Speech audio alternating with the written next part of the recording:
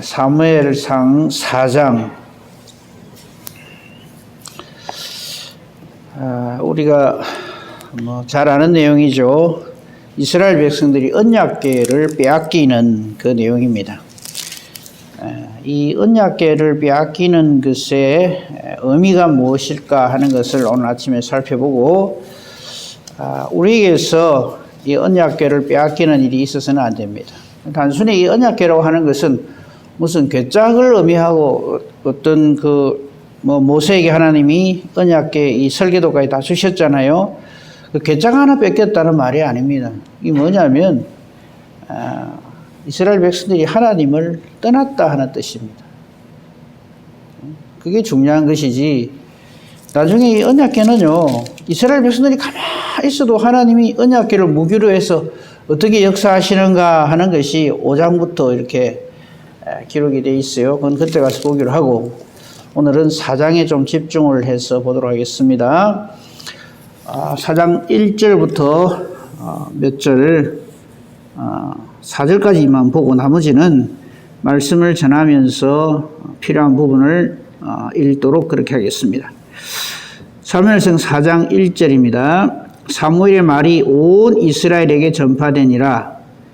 이스라엘은 나가서 블레셋 사람들과 싸우려고 에베네셀 곁에 진치고 블레셋 사람들은 아벡에 진쳤더니 블레셋 사람들이 이스라엘에 대하여 전열을 벌이니라. 그 둘이 싸우다가 이스라엘이 블레셋 사람들 앞에서 패하여 그들에게 전쟁에서 죽임을 당한 군사가 4,000명 가량이라.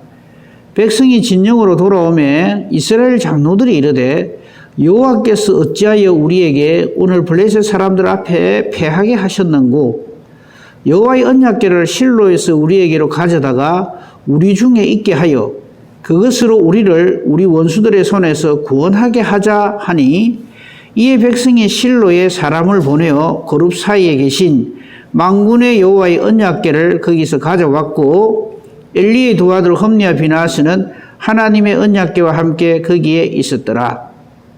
네. 아멘 못하겠죠.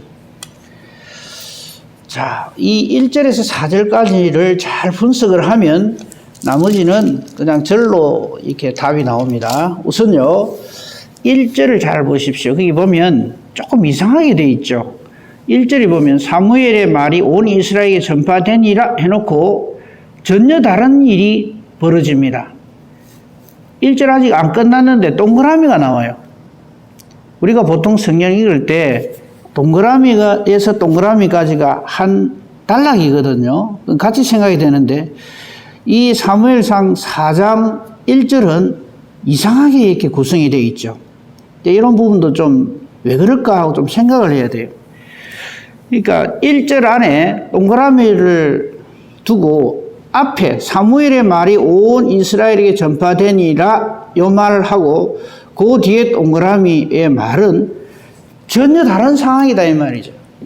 하나님은 사무엘과 함께 하셔서, 우리 어제 봤잖아요. 여호와께서 사무엘에게 말씀하시는 거, 이렇게 하나님과 사무엘의 아름다운 관계에 비해서 이스라엘 백성들은 이렇게 엉망진창이다, 이걸 보여주는 거예요. 이 동그라미가 그런 역할을 합니다. 어떻게 엉망진창이냐 하면, 이제 블레셋 사람들과 전쟁을 하려고 나갑니다. 아마 틀림없이 이날도 전쟁하러 나가기 전에 저들은 하나님 앞에 제사를 드렸겠죠. 아주 형식적이긴 하지만, 이스라엘 백성들의 이 당시의 제사가 얼마나 엉망이냐 하는 것은 홈리와 비나스가 어떤 짓을 하느냐를 통해서 봤잖아요. 그죠? 하나님께 드릴 제물을 저가 먼저 가로채고, 또 하나님의 성막에서 수종되는 여인들과 동침을 하고, 엉망진창인 가운데 전쟁을 하니까 형식적으로 제사는 드렸을 겁니다. 그러니까 3절의 말을 하는 거예요. 왜 우리가 졌지? 이렇게 되는 거죠. 뻔히 질 짓을 하면서 왜 졌지? 이렇게 하는 거죠. 전쟁의 결과는 참패였습니다. 2절에 보면 전사자가 4,000명이나 나오고 전쟁을 완전히 졌어요. 자, 3절이 중요합니다. 이게 대해서 이제 평가를 해야 될 거 아니에요. 왜 졌을까? 이스라엘 장로들 하는 말 보십시오. 여호와께서 어찌하여 우리에게 오늘 블레셋 사람들 앞에 패하게 하셨는고? 여기까지 괜찮아요. 왜 우리가 졌지? 그리고 그 전쟁의 승패는 여호와께 있는데, 전쟁은 여호와께 속한 것인데 왜 여호와께서 우리를 지게 하셨을까? 그 말이죠. 그래서 이 표현까지는 참 괜찮아요. 여호와께서 어찌하여 우리에게 오늘 블레셋 사람들 앞에서 패하게 하셨는고? 이 질문은 항상 우리가 해야 합니다. 하나님 앞에서 우리의 부족함과 연약함을 놓고 어떤 참담한 어떤 현실, 결과 앞에서 우리는 이 질문을 항상 해야죠. 어떻게 해서 내가 하나님으로부터 은혜와 복을 누리지 못하고 이렇게 비참하게 되었는고? 이 질문까지는 좋아요. 근데 질문을 했으면 그 다음 어찌 해야 됩니까? 답을 기다려야 되잖아요. 근데 이 질문이 얼마나 형식적인가 하는 것에 대한 증거가 그 바로 연결됩니다. 자, 다시 봅시다. 3절에서 이스라엘 장로들이 여호와께서 어찌하여 우리에게 오늘 블레셋 사람들 앞에서 패하게 하셨는고? 라고 하는 이 질문에 대해서 하나님이 답을 안 하시는 거예요. 우리가 제일 경계해야 될 게 우리의 기도에 대해서 하나님이 답을 안 하시는 거예요. 좀 기다리라는 뜻으로 답을 안 하시는 건 괜찮는데 네가 내한테 기도할 이유가 뭐가 있노? 이리 되면 그건 끝나는 거죠. 기도보다 앞서야 하는 것이 하나님과의 관계. 관계가 엉망이면서 필요할 때만 하나님 이러면 안 되는 거죠. 무슨 하나님이 무슨 마술램프 속의 지니도 아니고. 자, 이 질문까지는 괜찮아요. 그럼 기다려야 되는데 기다리지도 않고 답을 자기들이 막 내요. 거기 3절 중반절에 있는 여호와의 언약궤를 실로에서 우리에게로 가져다가 우리 중에 있게 해서 그것으로, 즉 이 여호와의 언약궤로 우리를 우리 원수들의 손에서 구원하게 하자. 무슨 부적도 아니고, 그죠? 이번 올해 우리 그 신년 감사예배 드릴 적에 그 말씀 뽑는 거 제가 안 했어요. 이 말씀 뽑는 거 해놓으니까 무슨 부적 뽑듯이 뽑아가지고 이게 올해 내게 주신 하나님 말씀입니다. 온 성경이 내게 주신 하나님 말씀입니다. 물론 어떤 의미에서 그렇게 하는지는 알겠는데 무슨 복불복같이 말이죠. 운에 맡겨가지고 이래 뽑았으니까 이래 되고 저래 뽑았으니 저래 되고 그런 거 아니거든요. 하나님의 말씀은 언제나 누구에게나 엄존하십니다. 이스라엘 백성들이 지금 하는 이 답을 보십시오. 언약궤를 가지고 이거 우리 중에 있게 하면 우리가 승리한다. 누가 그럽니까? 자기들 마음대로 답을 정하는 거예요. 답은 하나님이 하시는 것이지 저들이 결정하는 게 아니거든요. 그럼에도 불구하고 저들은 이게 어디서 어떻게 얼마나 잘못됐는지를 전혀 몰라요. 그러니까 이 말을 저들이 좋게 얘기합니다. 야, 맞다. 어쩐지. 그런데 이 짓을 왜 하는지 압니까? 제가 이 짓이라 표현해 좀 죄송한데 블레셋이 그러고 있거든요. 그 이방 민족들 전쟁할 때 보면 저거 신들 들고 나와요. 그 옛날에 모든 전쟁은 전부 홀리워입니다. 거룩한 전쟁, 신들의 전쟁이에요. 그러니까 전쟁에 지고 나면은 여호와께서 왜 전쟁에 지게 하셨는고? 이 말이 바로 그런 뜻이거든요.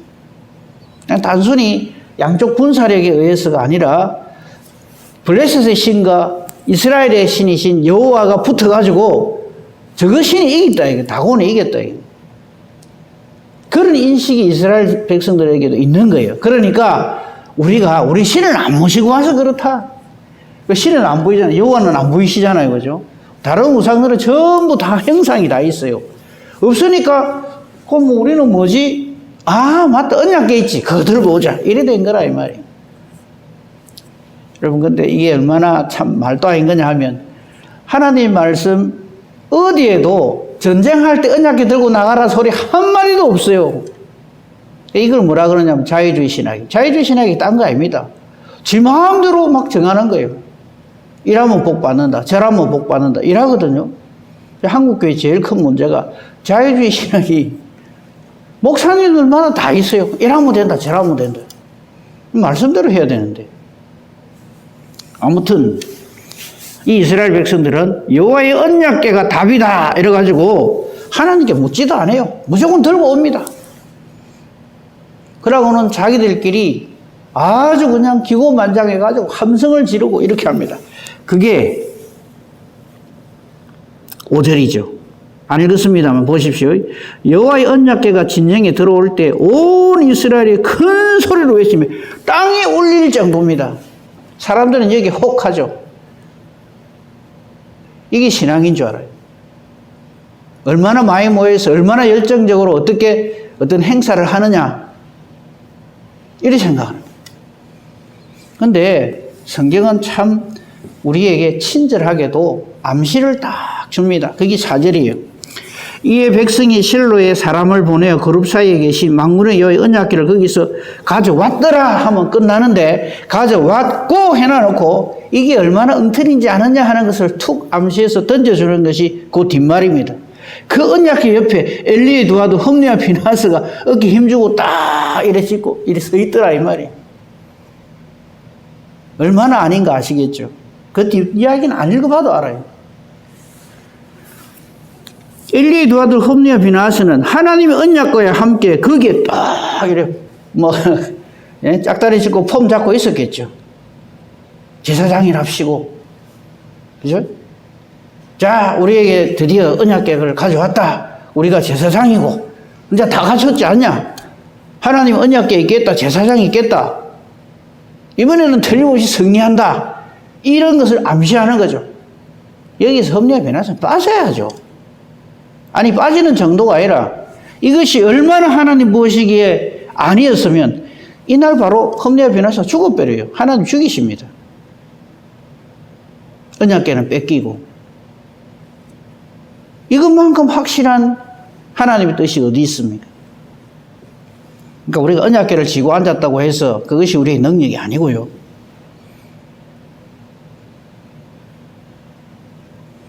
아무튼 5절부터 보겠습니다. 여호와의 언약궤가 진영에 들어오니까 이스라엘 백성들이 난리가 났어요. 큰 소리로 지르면서 그냥 땅이 울릴 정도로 끝났다 이제 이거죠. 이 반응에 대해서 블레셋도 완전히 겁을 먹었어요. 그게 6절입니다. 블레셋 사람들이 이 소리를 듣고 아니 이게 웬 소리냐? 히브리 진영에서 큰 소리가 나는 것은 이게 어찌 된 거냐? 하다가 알아한 거예요. 여호와의 언약궤가 이스라엘 진영에 들어왔다. 뭐 이걸 정보력이라 그럽니까? 뭐 상대방이 어떻고 저떻고. 그래서 오늘날은 정보의 시대다 이러면서 뭐 폰 좀 못하는 넬로 억수로 우스개고 그래 하는데 그게 힘이 아닙니다. 여호와 하나님 힘이시지. 이 블레셋 사람들이 겁을 먹었어요. 왜냐하면 알거든요. 그게 7절입니다. 블레셋 사람이 두려워하여 이르되 신이 진영에 이르렀더라. 이 사람들 그 가지고 있는 저들의 종교관, 저들은 하나님이 없기 때문에 종교관이라고 표현하겠습니다. 또 이런 거예요. 그전에는 신이 안 왔었는데 이제 왔기 때문에 와 이제 저거 어떻게 당하지? 왜냐하면 애굽에서부터 이렇게 되어 온 것을 알거든요. 그죠? 그래서 8절로 얘기하는 거예요. 야 이거 우리한테 큰일 났다. 전에는 이런 게 없었는데 왜 이번에는 저렇게 언약궤를 다 들고 왔지? 이 말이죠. 우리에게 하로다. 8절. 누가 우리를 이 능한 신들의 손에서 건지리요. 벌써 생각하는 게 이 범신론자들입니다. 여호와 하나님은 오직 한 분이신데 저들은 신들이라고 표현을 하는 이유가 바로 그겁니다. 네? 이 능한 신들의 손에서 어떻게 우리가 구원을 받겠느냐? 그들은 광야에서 여러 가지 재앙으로 애굽인을 친 신들이니라 이렇게 되어 있습니다. 그러니까 여호와 하나님의 이름은 들어서 알고 있는데 이제 실제적으로 이제 접하게 된 거죠. 그랬을 때 항상 마귀 마귀가 항상 하는 짓이 뭐냐면 9절입니다. 이판사파이다. 머리가 깨지더라도 한판 붙어보자 이거거든요. 마귀는요, 예수님께, 성령님께, 하나님께, 여호와 하나님께 상대 안 한다는 줄 알아요. 아는데도 죽기 살기로 달라드는 거예요. 그걸 패역이라고 합니다. 근데 이 하나님 모르는 사람들이 전부 거짓을 하거든. 하나님 누구신지 모르니까 거짓을 하는 거예요. 그게 9절입니다. 야, 저들이 신들이 왔지만 우리도 대장부 아니냐? 우리 한번 붙어보자. 이래 주거나 저래 주거나 똑같아 이거거든요. 우리 전쟁이 지면 히브리 사람의 종이 되고 죽을 건데 이래 주거나 저래 주거나 똑같으니까 대장부 같이 되어서 한판 싸워보자. 이판사판으로 달라듭니다. 그게 10절이죠. 오히려 이 언약궤 가져온 게 블레셋 사람들에게는 더 자극이 되는 거죠. 그런데 정말 이스라엘 백성들이 하나님의 군대 같으면 이들이 덤벼드는 이것이 전부 더 비참하게 참패를 할 것인데 지금 어떻습니까? 아니거든요. 하나님이 심판하시겠다 작정을 하시는 거거든요. 그러니까 이 전쟁은 더 형편없이 깨지는 거죠. 그게 10절입니다. 블레셋 사람들이 죽기 살기로 치니까 이스라엘이 질 수밖에요. 각기 장막으로 도망가고 살육이 심히 커서 이번에는 3만 명이 죽어요. 1차전에서는 4천 명이 죽었죠. 4천 명이 죽었다고 해서 아이고 큰일 났다 이거 어쩌다가 이리 됐나 해가지고 언약궤까지 가져왔는데 이거 뭡니까? 더 비참하게 깨질 뿐이에요.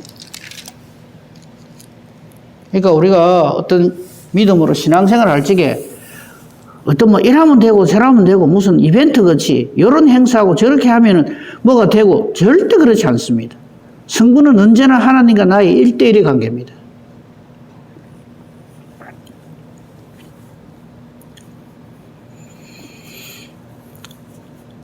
(3만 명이) 죽었어요.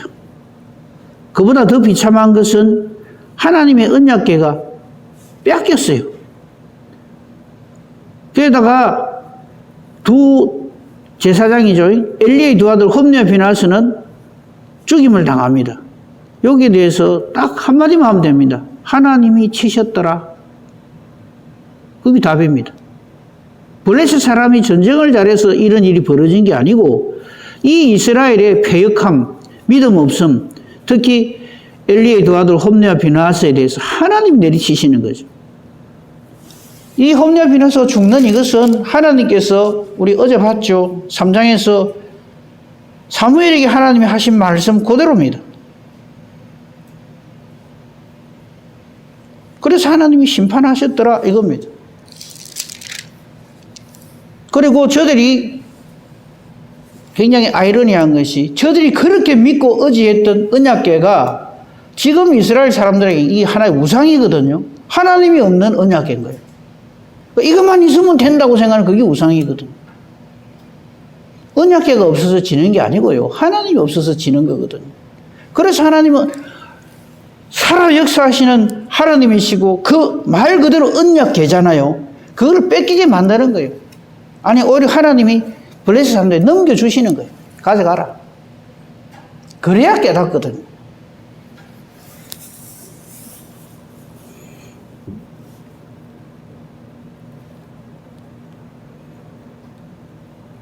여기에 또 하나의 비참한 현실이 뭐냐면 이 블레셋 이방인들이 하나님을 어떻게 생각하겠어요? 벨크 아이네 이래 되는 거예요. 우리의 불신은 여호와 하나님의 이름에 먹칠을 하는 거예요. 우리가 그런 사람이 되면 안 되죠. 하나님께 영광을 돌려도 뭐라 할 건데 이때 블레셋 사람들이 얼마나 기고만장하겠어요. 여호와의 이름이 그냥 완전히 추락하는, 물론 그런다고 해서 실제로 여호와의 이름이 추락하는 건 아니지만, 그러니까 이 10절 11절은 하나님이 내리치시는 내용이고요. 3만 명 죽는 게 문제가 아니고요. 언약궤 뺏기는 게 문제가 아니고요. 당연히 죽어야 될 홈리 비나서 죽는 이게 문제가 아니죠. 이방인들에게 하나님의 그 영광이 완전히 그냥 훼손되는 거예요. 근데 이 모든 10절 11절은 하나님이 그렇게 하시는 겁니다. 그래서 전쟁 잘해서 그런 거 아닙니다. 그죠? 그거는 뭐 우리가 쉽게 알 수 있는 거. 자, 그 뒤에 12절부터 마지막 절까지는 엘리를 내리치시는 하나님입니다. 엘리가 죽죠. 뭐 그 안에 그 보고하는 내용이 있는 건 다 생략하겠습니다. 엘리는 길 옆 자기 의자에 앉아 13절에 보면 기다리고 있는데 참 이 엘리 세상 참 이해가 안 되는 사람이에요. 하나님 살아 역사하심도 알고 사무엘에게 불러서 이렇게 한 것도 알고 자기 집이 멸망당할 거라 하는 것도 다 듣고 있는데 왜 이렇게 하는지 모르겠어요. 우리도요, 하나님 말씀이 엄전함을 알면 정말 하나님을 하나님으로 섬기고 경외하고 섬겨야 되는데 엉뚱한 짓을 우리가 참 할 때가 많거든요. 근데 그 13절에서 조금 정말 이해가 안 되는 게 그 중반절 좀 보면요. 그의 마음이 하나님의 괴로 말미암아 떨릴 즈음이라 이래 돼 있어요. 왜 이렇게 뭔가 참 영안이 어두우면 그죠? 봐야 될 걸 못 보는 것 같아요. 이 언약궤 가져간다고 해야지 엘리사 장도 알고 있었을 거 아닙니까? 그죠? 그럼 그게 될 기라고 지금 혹시나 하고 있는 건지 그건 잘 모르겠습니다만요. 아무튼 이제 소식을 듣죠. 여러분 이때 엘리 나이가 몇 살인지 아십니까? 15절에 아주 상세하게 나와 있어요. 친절하게도 98세랍니다. 장수했죠. 그죠? 근데 한 가지 오래 사는 게 복이 아니다. 우리는 오래만 살면 그게 복인 줄 아는데 이래 오래 살아가 뭐 하랍니까? 아이고 2년만 더 살면 백수를 했을 텐데 그게 무슨 의미가 있어요? 오래 살기를 기도하지 말고 믿음으로 살기를 기도합시다. 하나님과 함께하는 것이 복이지 수모래 쉬는 게 복이 아닙니다. 여기에 또 하나 암시를 하죠. 나이는 98세인데 그의 눈이 어두워서 보지 못하는 거예요. 영과 육의 눈이 다 어두워져 있는 거예요. 자, 이제 전쟁 소식을 전하는 자가 16절에 도착을 했어요. 이거 뭐하러 물어봐요? 뻔한데 내 아들아 일이 어떻게 되었느냐? 17절 소식을 전하는 자가 있는 그대로 이야기합니다. 이스라엘이 블레셋 사람들 앞에서 도망했고 큰 살육이 있었고 3만 명 죽었죠. 당신의 도할 홈리 비나스도 죽었고 하나님의 괴는 빼앗겼나이다. 뒤로 넘어질 밖에 없지요. 하나님의 괴를 말할 때 엘리가 자기 의자에서 뒤로 넘어져서 문 곁에 목이 부러져 죽었다. 나이 많고 비리한 까닭이라. 예, 성경은 이렇게 이야기하죠. 나이가 98세고 몸이 아주 그냥 비대해서 이렇게 자기 몸 놀래갖고 이래 뭐 일하려고 했더니 뭐 했다가 뒤로 넘어져가지고 목이 딱 부러져 죽었죠. 그러므로 뭐 튼튼한 의자를 우리가 앉읍시다. 이게 나이가 들수록 몸이 많이 살찌고 이러면 안 좋습니다. 가 아니라 하나님이 치시는 거예요. 참 그의 마지막 엘리의 마지막 모습을 보면서 우리가 하나님 앞에서 어떻게 존재해야 되는가 하는 거 분명히 알아야 됩니다. 그 뒤에 말씀은 더 비참하고 안타깝습니다. 자그마치 이스라엘의 사사가 된 지 40년 동안 이스라엘의 사사로서 역할을 했으면서 엘리 역시 사사였어요. 사사 역할을 하면서 한 일이라고는 뭐 말 안 하랍니다. 우리가 주의 일을 이렇게 하면 안 돼요. 뭐 어떤 분들은 그렇게 얘기합니다. 성역 40년 뭐 목사로 장로로 40년간 뭐 주의 일을 하고 아무 소용없습니다. 단 하루를 주의 일을 해도 하나님이 기뻐하시는 일을 해야죠. 하나님 보시기에 좋은 일을 해야죠. 40년 하고 뭐합니까? 말 그대로 대적과의 마귀와의 전쟁에서 깨지고 당신의 하나님보다 더 사랑하고 아끼는 금쪽 같은 두 아들 하나님 내리치시고 하나님 언약궤 뺏기고 자기 자신도 이렇게 비참하게 죽임을 당하고 그것만이 아닙니다. 19절 이하에는 집안이 완전히 엉망이 되어버렸어요. 비느하스의 아내가 임신하여 해산할 때가 됐다가 결국 죽고 맙니다. 그 이름을 이가봇이라 하라. 21절에 나오죠. 영광이 없다. 이 비나스의 아내, 그러니까 엘리 제사장의 며느리가 그래도 바로 보고 이야기를 합니다. 하나님의 괴를 빼앗겼으므로 영광이 이스라엘에게서 떠났다 하였더라. 이렇게.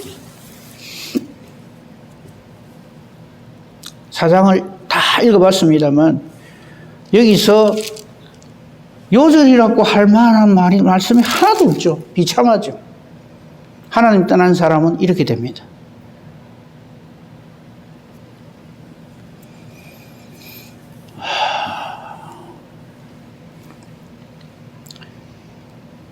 하나님이 치시면 그 어느 누구도 그 앞에서 이 당해낼 수가 없습니다.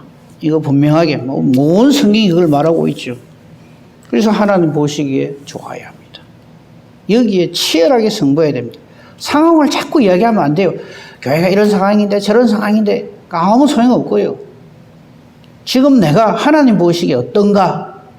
나는 억울하다. 나는 분하다. 나는 이렇게 냉대를 받는다. 홀대를 당한다. 그런 말 하지 말고요. 정말 내가 하나님 보시기에 어떤가? 이걸로 치열하게 승부를 해야 합니다. 이 사무엘상 4장의 이 말씀이 저와 여러분에게 정말 수상 같은 말씀을 주시는 하나님의 메시지입니다.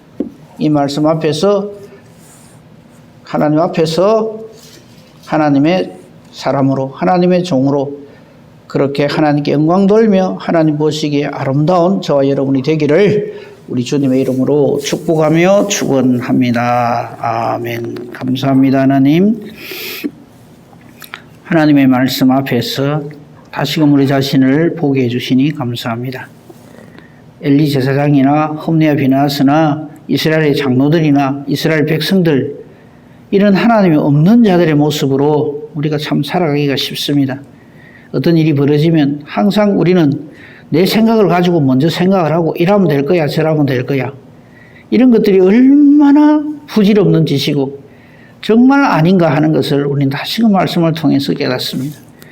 우리에게는 말씀을 주셔서 이렇게 이 참 반면거울로 우리가 어떻게 살아야 될 것인가를 분명하게 깨달아 알게 해주시니 감사합니다. 오늘도 하나님 말씀을 품에 품고 사는 저희들 되게 해주시고 말씀 떠나 사는 일이 없게 해주시고 오직 말씀으로 살게 해주시옵소서.